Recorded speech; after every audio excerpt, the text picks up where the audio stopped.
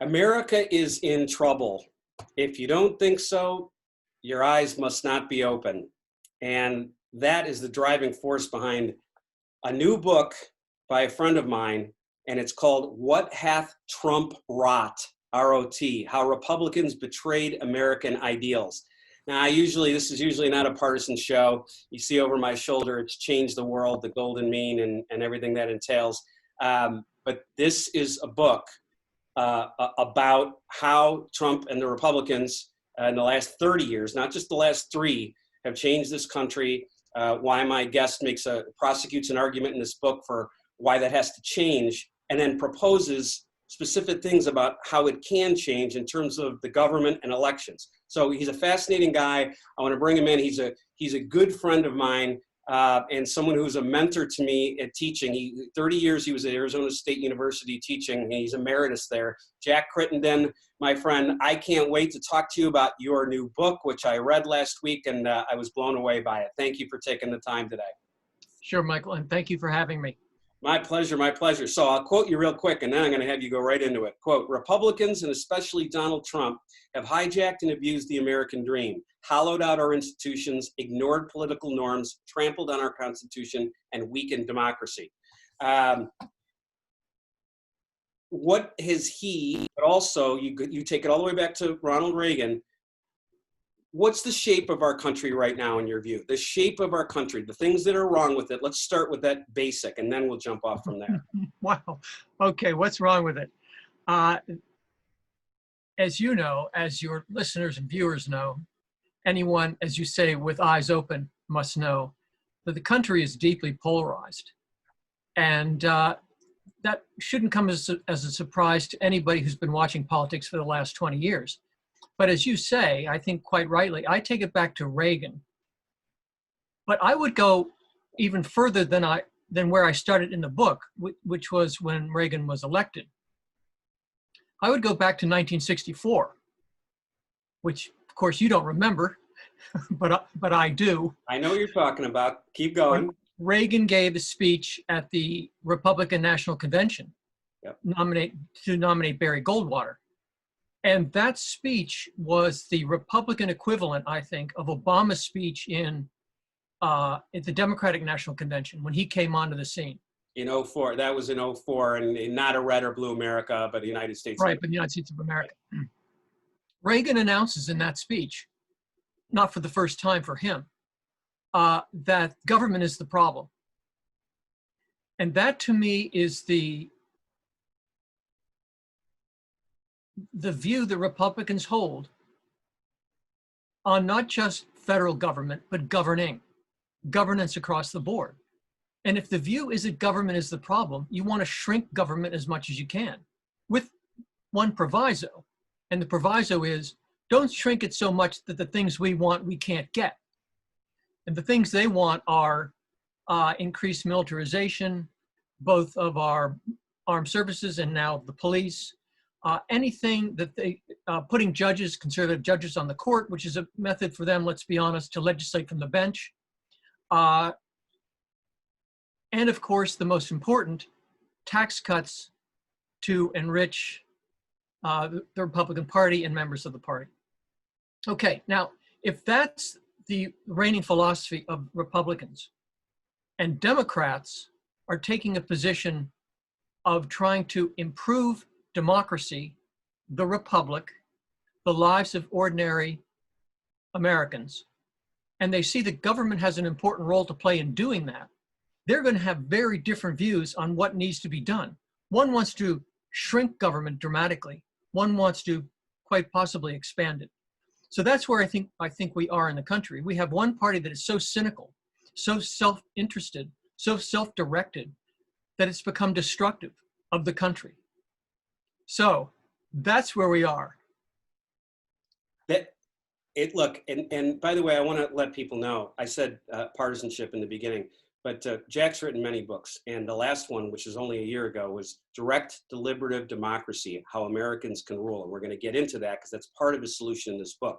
So I want to make it real clear. He's changing the world, and his books and ideas and teaching have been doing that for a long time. All right, so let's Start there. Yeah, you remind me of when I think it was in the Reagan years when he popularized, "I'm from the government and I'm here to help." That was this hilarious joke about how terrible the government's going to screw everything up. And you make the case in your book, as other has, but you really go through it really well, that the idea of someone that's completely self-made is ridiculous. The way this country is set up, what government has done, infrastructure-wise, all kinds of things to help Americans succeed. Yes, you can pull yourself up, but you're not pulling yourself up all alone in this country. So talk about that a little bit, and I also want you to talk about your case for socialism or democratic socialism, that it shouldn't be this scary word. You believe that, and a lot of others, certainly who supported Bernie Sanders, but you believe that is a system that to a certain degree could solve a lot of America's problems if people weren't so scared of the terminology. Starting where you like. Yeah. So let me go back to what you first asked about this myth we've created of the rugged individual. And you mentioned that nobody in our society can make it on his or her own. Not completely. Not completely. No. But it's not just our society. Right. It's any society.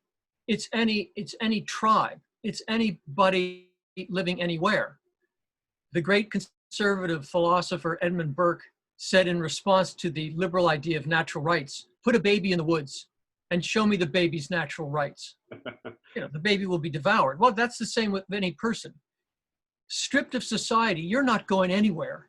You're not going to do anything. You rely upon the social structures that permit you to become successful.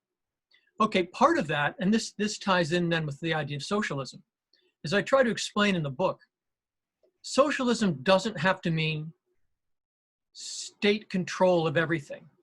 And in particular, the central government's control of everything. That's the way it's painted on the right in particular, sometimes even on the left, but mostly on the right, where the notion is that every successful business will be taken over by the state. Entrepreneurship will disappear. There will be no personal wealth. Everything will be controlled by the state. The economy will be centrally controlled, and choices will be made for us. That's not the history of socialism by any means. And you can include Marx in that if you want. That's a different category. We could explore that. But the basic idea of socialism is the collective ownership of the means of production.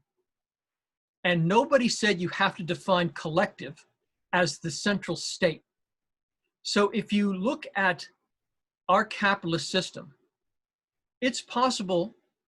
Well, let me look at this in two ways. The first way is to say, as you pointed out, or at least alluded to, we have introduced socialist mechanisms into our society because you can't live without them. We have to have public programs and public enterprises for such things as sewage and water. Can you imagine? By the way, schools, public education, Social Security, Medicare. By the way, to your earlier point, Reagan was arguing against the passage of those things in the 60s and calling it socialism. I mean, he was totally against what Lyndon Johnson, even though that was passed ultimately in a bipartisan fashion, right? This is what you're talking about. Yeah. If I'm not mistaken, you'd have to check on this. I believe it was Reagan when he was governor who ceased the policy of free education through the University of California state system because he didn't believe in government being involved in education. So yes, there are all sorts of social programs that we have to have.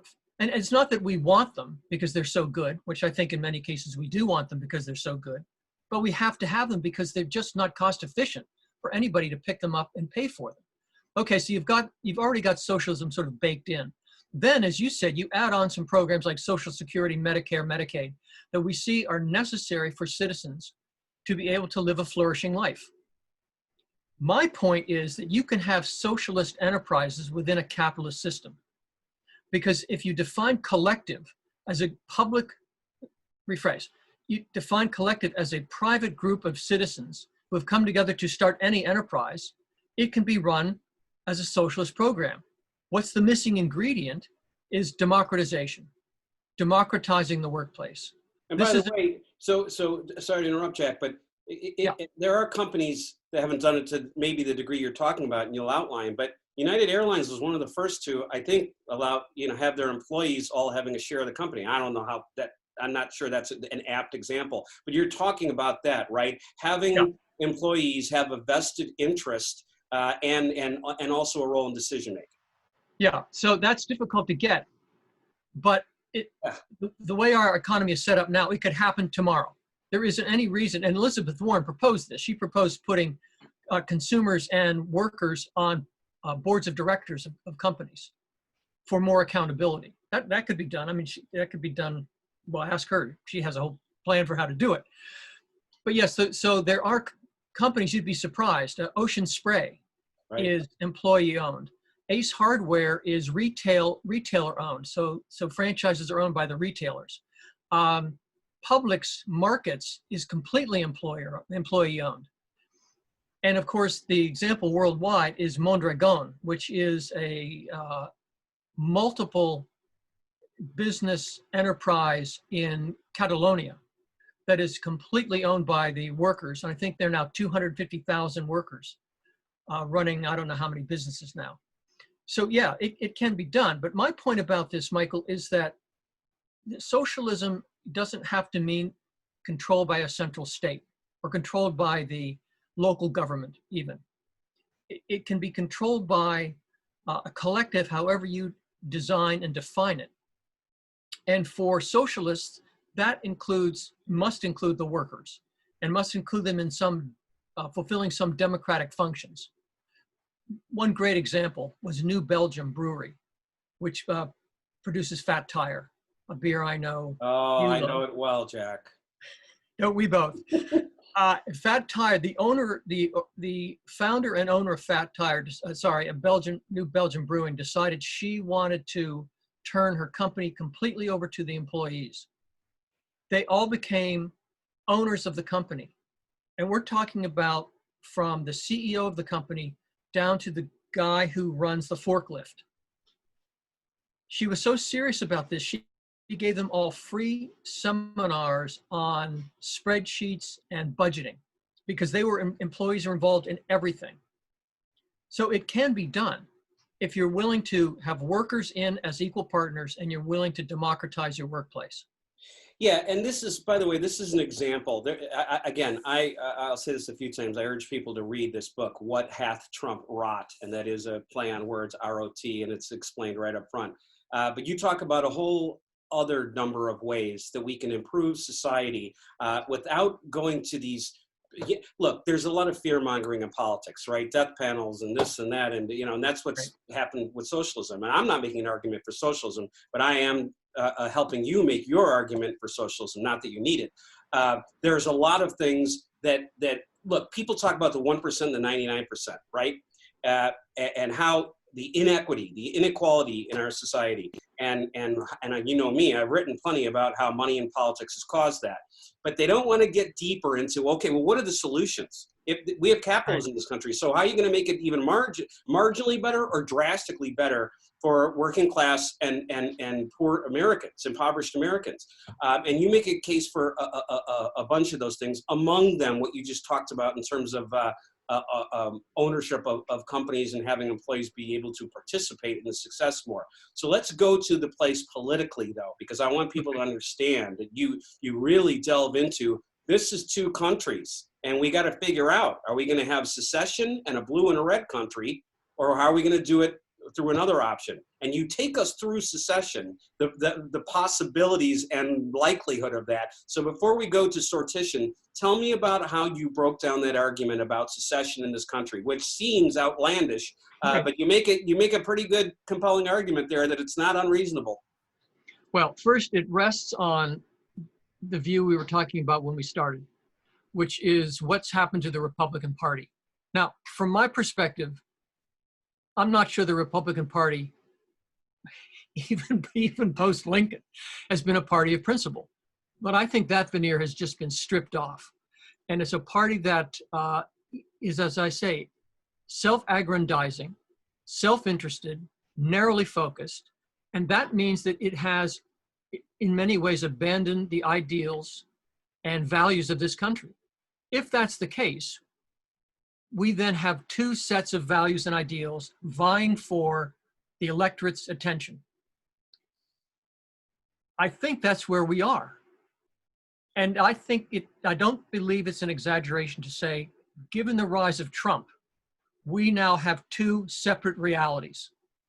They've created an alternate reality to what we see as a line stretching back to the founding up to the present, that emphasize a certain set of practices and values that we express through the Constitution and democracy. Okay, if we have two separate realities, how do we bring them together?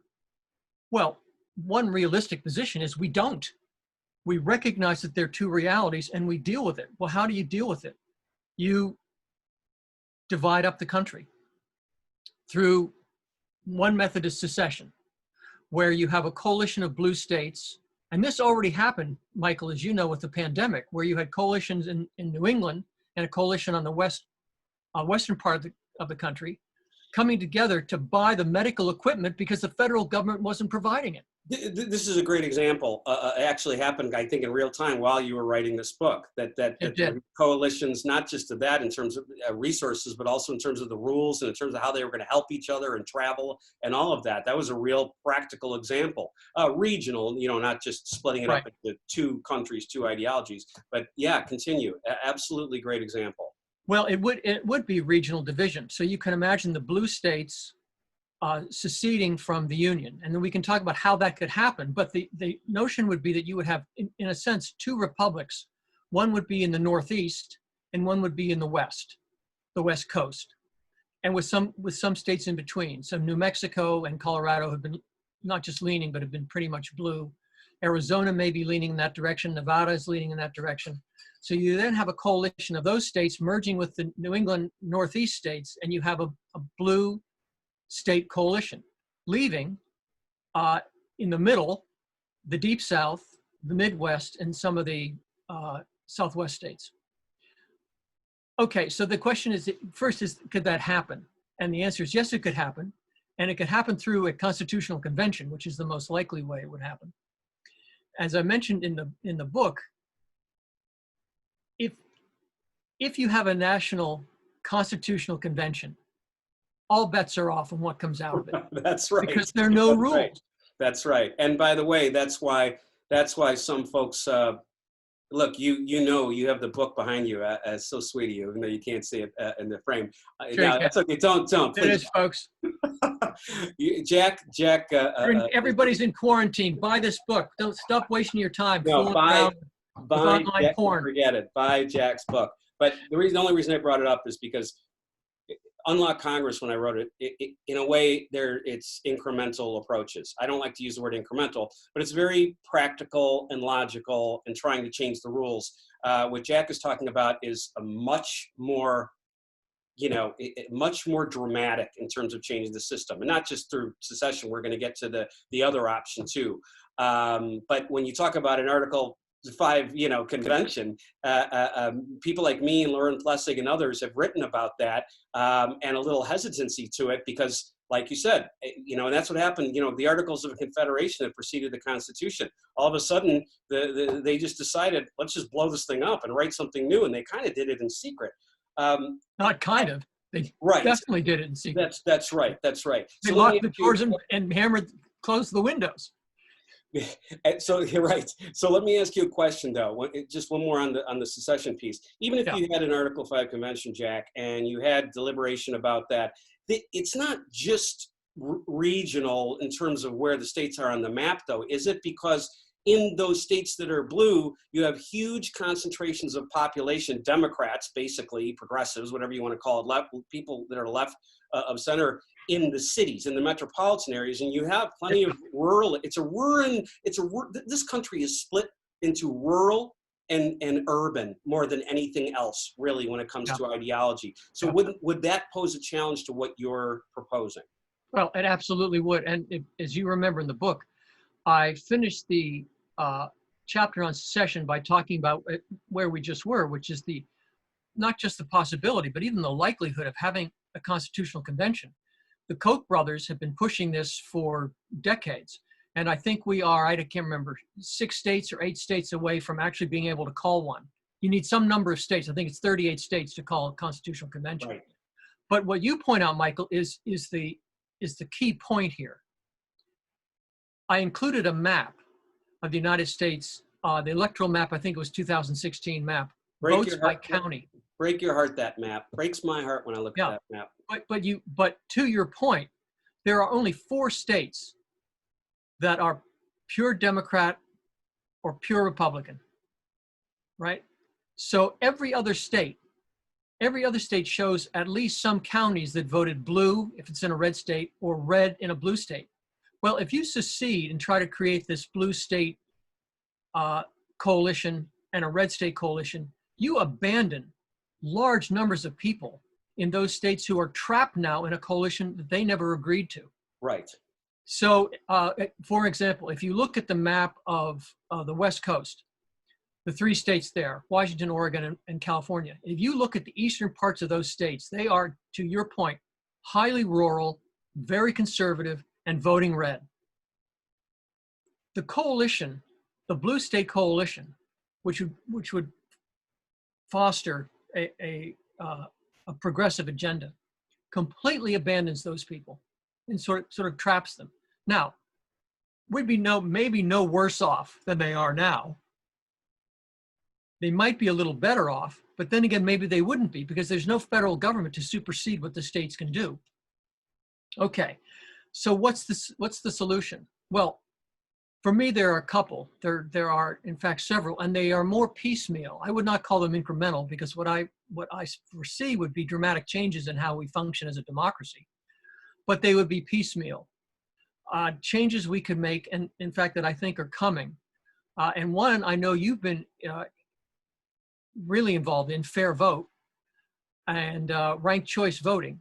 Those are 2 things that could happen, unless you want more dramatic ones, which I'm happy to talk about. Well, first, so once we kind of will jump over the secession, I wanted folks to hear about that idea, because you've written about it and other people have written about it too. It seems far-fetched when you first hear about it, and then when you read deeper, you realize there's a lot of logic in it. It's just incredibly difficult to do. Of course, any of these large changes are difficult to do. But before we go into that next option, the main option of the book, in terms of solving this problem and making change, it's called sortition. But first, talk to me about how you see the parties realigning. You really lay out that after Trump, that's going to impact not just right, left, Republican, Democrat, but what we've had with Bernie Sanders and Elizabeth Warren, and especially what Donald Trump's done, is going to lead to new parties. So try to break that down for folks.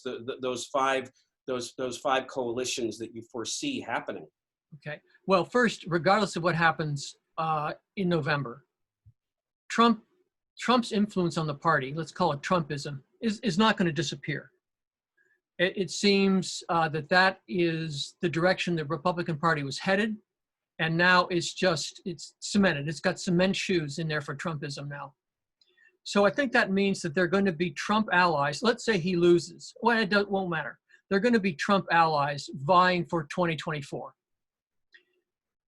I think it's going to look like a Trump party. It's going to be a Trump party with a Trump base.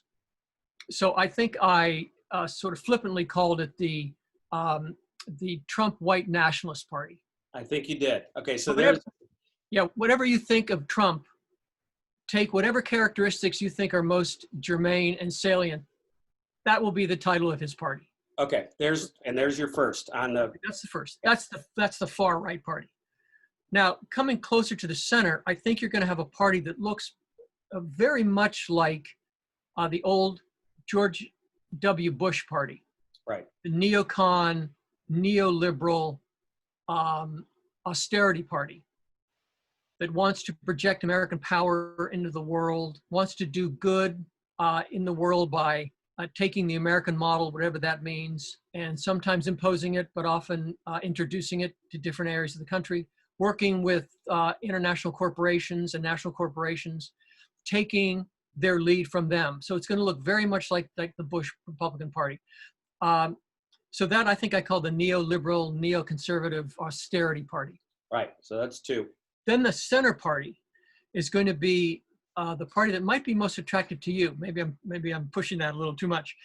And that's the what I call the establishmentarian party. It's a coalition between central or center Democrats and center Republicans. So all those never Trumper intellectuals, the Max Boot, Bill Kristol, George Will people would join with centrist Democrats in creating a party that very much is trying to govern for everyone, but from a centrist position, maintaining most of the structures, economic, political, social structures we have, and maybe tweaking them some. We've now seen with the coronavirus that there are some real changes that need to be made.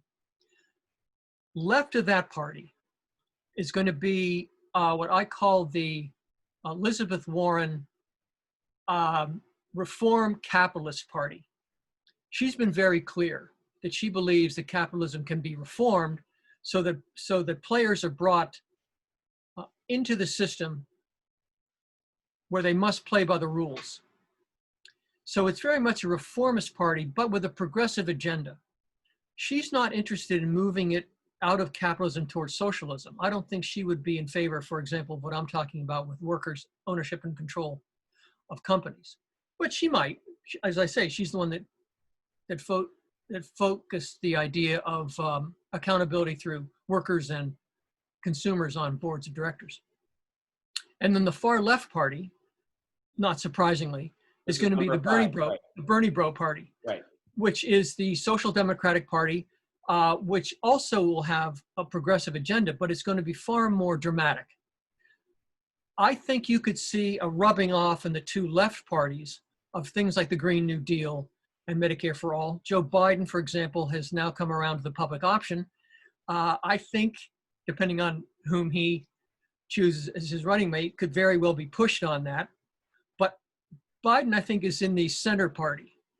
But the Sanders party is going to be really pushing for a Green New Deal, Medicare for All, free college, all the things that Bernie talked about.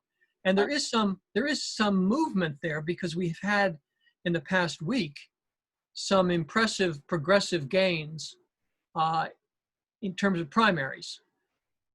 Perhaps in Kentucky, I think that's still too close to call. I'm not sure what's happened to that, the Senate race down there.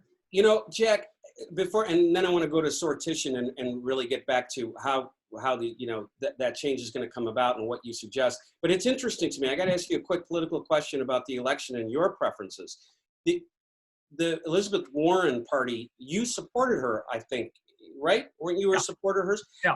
And yet what you're arguing for, the sort of more democratic socialist programs, well, that's what the Sanders folks were more for. Why were you not a Sanders supporter when your philosophy really more aligns with that fifth party on the left?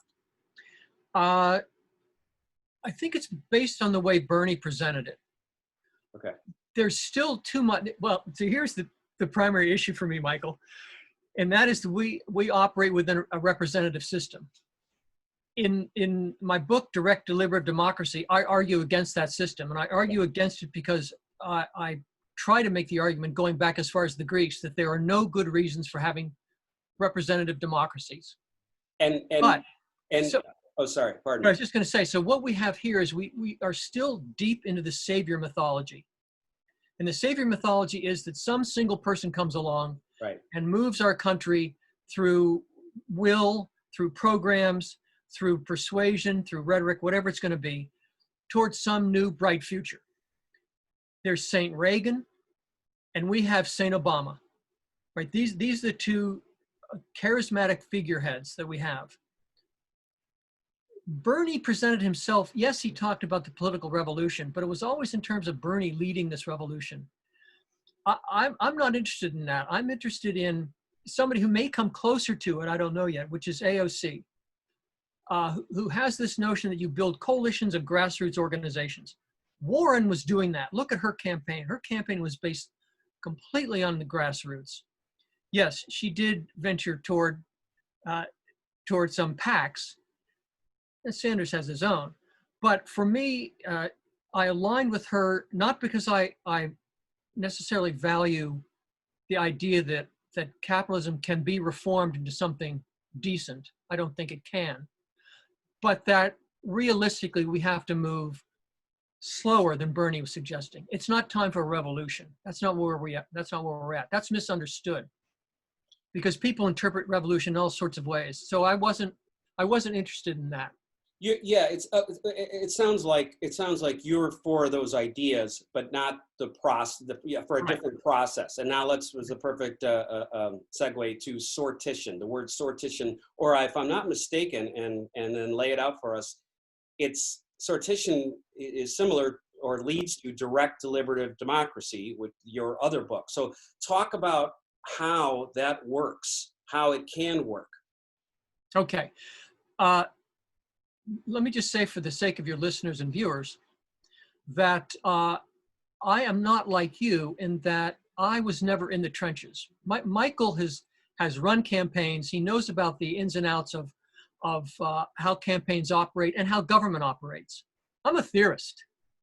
I'm taking some level up here. I'm looking down saying, what can be done?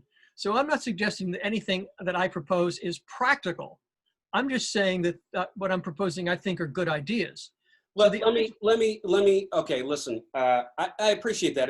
That's a fair and humble disclaimer to make. But to be clear, the politics, the strategy stuff, and the running campaigns that I did, that had to do with my passion for politics, and at the time, especially progressive values and getting people elected based on that. But unlike Congress and the rules I wrote about, I wasn't in government. I was more in politics. And and I learned about those ideas and proposed them. And again, maybe some of them were a little too incremental, or then again, eliminating the filibuster. Some people, they call it the nuclear option, so that's not so incremental. So, but I appreciate that. But let's not. I don't want to discount the real possibility of what you're talking about happening. So lay it out for folks. Sortition. Well, the reason I issued the disclaimer is that sortition rests on what I think is very sound principles. Okay. The question is whether that can be translated or will be translated into actual politics. But the idea of sortition is that you use the country. Well, go back to the map. You just ignore how the map is divided into reds and blues, whether it's counties, whether it's state, that's irrelevant. Sortition is the idea that you select randomly citizens to serve in the House of Representatives. That's where it would begin. Now, that may sound crazy, but it isn't, for the following reason. What is it that we ask citizens to do? What is it that we ask congressional representatives to do? Well, we're not asking the representatives really to do anything that requires technical expertise, because they don't have the technical expertise. So what you're really relying upon when you elect somebody to Congress is you rely upon their judgment.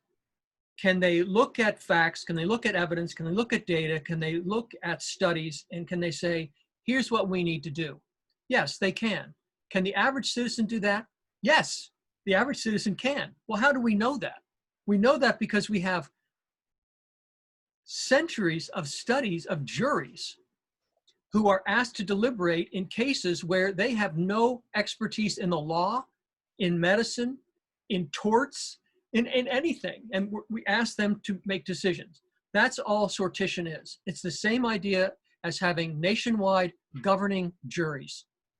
You have randomly selected people who go to Washington. They spend 2 years as a representative, just the way our representatives do. Actually, I have it as 3 years to give them a little more training period. And they serve as members of Congress. And you do this throughout the country, in every state, through the congressional districts, keep them the same, it wouldn't matter, or strip them away and just have the states have this pool of random people, and off they go. And I guarantee you, if you select across the country 535, or let's stick with the House, 435 randomly selected citizens, they are going to look a lot more like America than what we have in Congress right now. So that's sortition. Well, and you're saying, so even though it's randomly chosen, you're saying that on the whole, I mean, you're going to have people that are selected from different areas that are, rural and urban and exurbs and suburbs, but you're saying on the whole, the makeup of that 435, let's say, like you said, in the House, that's going to better represent, well, even if we call it the 90%, right? Yeah, yeah. Well, it will represent 100% of America. Now, of course, in any selection, you may not have 100% representation of all the demographic categories you can create. But Yeah, it's going to be a lot closer than. I'm sorry, pardon me. I meant more the 90% that are living like the top 10% wealthiest. I'm talking about the wealth, that that the decisions they would make on the whole on behalf of the country, but would just necessarily be more geared to working class people who, in your view, and mine too, but you really make the argument, are getting screwed by this government and have been for more than 40 years. Yeah, well, a lot longer than that. Yeah. But bear in mind, sortition is the selection process. The governing process, once these citizens are in place, requires, for me, deliberation. This is a concept that was valuable at the beginning of the nation in the 18th century when we put the Constitution together and put the government together. That's been completely lost over the last 40 years, where you don't have a deliberative body either in the House or the Senate. So for me, it would require creating structures that are deliberative at base and deliberative throughout. Because we know citizens can deliberate on issues. And once you ask them to deliberate, because we have a lot of data on this, a lot of the special interest, a lot of the special pleading that you might get, say, from the lobbyists and the rich, those fall away. Because people are asked to defend positions that they're not going to be able to defend by saying, well, this will make me rich. Or then saying, well, America needs coal. No. In the face of alternatives, no, it doesn't. So that's the key. It's not just the process of selecting citizens, it's the governing process through deliberation. That's important. So what about I think, so if you choose these people, you make the case in your book, correct me if I'm wrong, that the money falls away. You're not having elections that way, so you don't have to worry about that. But the lobbyists, the special interests, still, I think in your book it said they are still there. They are still, and by the way, some lobbyists is another, that's a dirty word, and for good reason in a lot of cases, but there are also people that actually do help legislators to understand issues. I'm not making a case for lobbyists to remain as they are, but how would that piece of it, how would that influence of people, institutional lobbyists who are there year after year after year, wouldn't, it's one of those questions about term limits too. If you question term limits, what about these new people who are going to be highly influenced and need to learn fast and could get bamboozled by lobbyists? So tell me about what their role in the system is if you do change this through sortition. Okay. You raise a crucial point, Michael, and that is that everybody probably can point to a lobby that they favor. Amnesty International, Greenpeace, whatever it's going to be. So they're not just all boogeymen out there who are trying to strip the American people of their money and use it to fulfill some fantasies that they have about getting rich. On the other hand, we know that there are institutional lobbyists that are like that. So lobbyists don't fall away because lobbyists are very important in helping us fashion legislation. We need to know what effects are going to be. And in many ways, they have an expertise. So you don't want to discount lobbyists, but where it becomes not just fuzzy, but unacceptable, is when lobbyists use their money to influence legislation. And that influence, that money comes from lobbyists who are making donations to campaigns. So Joe Biden, for example, favored some legislation that came out of, I don't know, it wasn't a drug company, I can't remember what the company was, but these are powerful corporations in Delaware that donated mightily to his campaigns. Mm-hmm. When you donate that kind of money to a campaign, it's very difficult for you to maintain some pristine position where you're not influenced by that, where the lobbyist doesn't have, I don't want to say control, but greater access clearly to you as a congressional rep. Right, okay. You now have random citizens coming in for 3 years, right? There is a term limit. They come in for 3 years and then go back to wherever they were.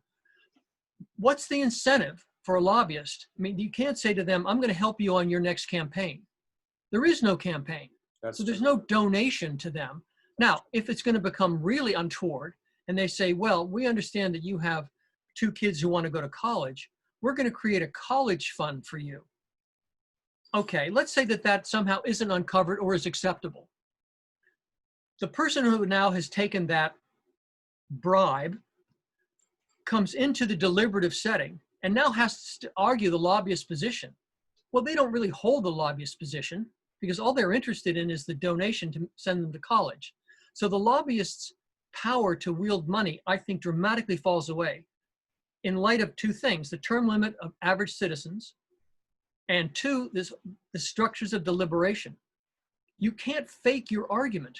You can't sit in a jury and argue for the defendant with made up stories. You have to go with the facts. It's the same thing in a deliberation about a bill. You can't take the lobbyist position and cherry pick the facts. Can I give you an example? Okay. Just this week, Wendell Potter, who is a former drug company executive, had a long series of tweets where he confessed that the lobby for the health industry provided him and other executives with a guidebook on cherry-picked anecdotes and data and lies about the Canadian health system that they would then use to argue against Canada. Okay, if you're in a deliberative setting and somebody gives you that kind of document, there are going to be experts called and they're going to be fellow legislators there who are going to say, that's not true. In a deliberative setting, it's very difficult for you to make up your own facts or present your own lies. So that's how I imagine lobbyists could work, because they're experts in some industry, but not in the way through these funnels of money to campaigns. Yeah. That would disappear. Yeah, right. You're taking. Which, by the way, is something that you pointed out in Unlock Congress, which is one of the major problems, the money in politics. And this is one way of beginning to erode that. Yeah, that part of it, that part of direct deliberative democracy, sortition, however you want to call it. Well, it's really direct deliberative democracy through sortition. That really appeals to me. I mean, getting, you know, it's amazing. People understand that the money in the system is an enormous problem. Poll after poll shows, especially in the last 10 years, that people really get it. But they don't usually vote on it, okay? And you have to have enough money to let people know that you stand for that, the irony of it, you know, right? Yeah. And the second thing is they don't, you know, people aren't out there marching. You don't, to get money out of politics. They'll go to conferences and they'll read a book like mine or yours. And, you know, and by the way, there's some amazing activists I've met that have been doing this a lot longer than I was scribbling and researching in the last 10 years. And they've come a long way, but it's very, very difficult to change those rules. So that leads me, I think, to my last question. This goes back to how can this actually happen, the sortition option, because if you did that, you still have to change the Constitution. If I'm not mistaken, you still have to have a Article 5, or you have to amend the Constitution. No, I don't think you do. I'd have to think about that and look into it. Off the top of my head, I don't think you do. The Constitution says, Article 1, states. Right. I think their word is choose. It may be select, but states choose legislators who will go to serve in Congress. It allows the states to run elections, to send representatives to the Capitol. But even if the states could, you'd have to have all the states change this. You'd have to do this uniformly, wouldn't you? Well, you wouldn't. No, you could. Any state could say, we are not going to hold elections.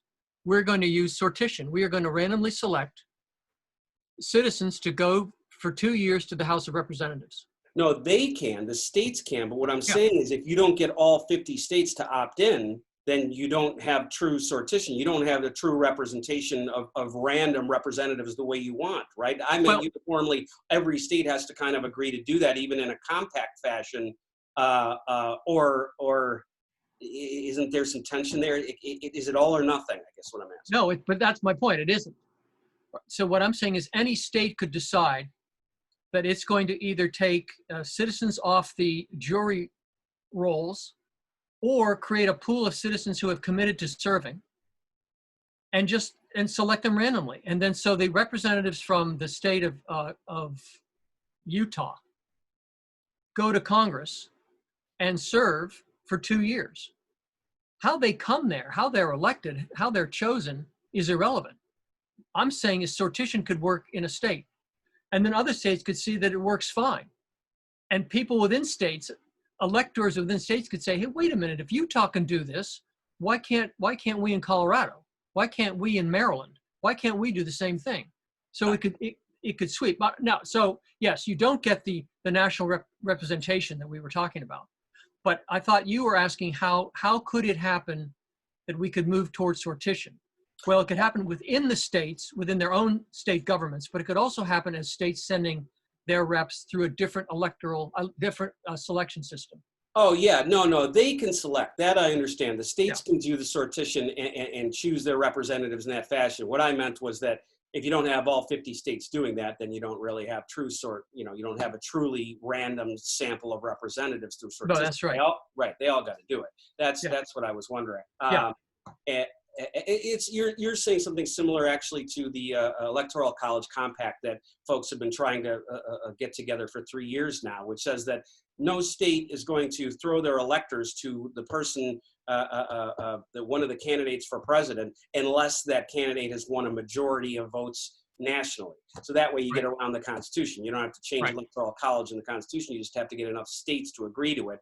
That's really hard. And it's always that last 5 or 10 states on a lot of this stuff, including a lot of amendments that have gone down. Okay, so actually this is my last question. Try to tie it together here, or give you the platform once more, speaking directly to readers, for that matter, Americans who may not get the chance to read the book. The title once again for folks, What Hath Trump Wrought? How Republicans Betrayed American Ideals. You know, before the question, the title, in a way, it's a little bit of a misnomer. The first third of the book, and in other parts, but really the first third of the book, you run through how Donald Trump and the Republicans and what led to him, but especially the last 4 decades, how they've contributed to this mess of a country that we live in right now, and you were very specific about it. But then a lot of it's not about Trump, it's about how we fix this politics. That's what I'm taking away from it, and I loved it. I loved even reading the parts that I knew quite a bit about. But put you on the platform now. If there's one really important theme that you want people to take away from the book, or you want them to know even if they don't read the book about our country and where you want it to head, what would you say to them? Okay, well, until you added the part where you want the country to head, I was going to say what I want them to know is that the Republican Party is a party of venality. I mean, that's a tough conclusion to draw, but I find that they have been without principle for decades, and only with Trump were they allowed to sort of unleash their true level of corruption and near criminality. But where do I want to see us headed? I think the key term for me is democratization, which is a term that's thrown around a lot. But for me, it's very simple. John Dewey, great American philosopher, said that democracy is a way of life. And if you accept that view, it means that multiple parts of your life should involve democracy in some fashion.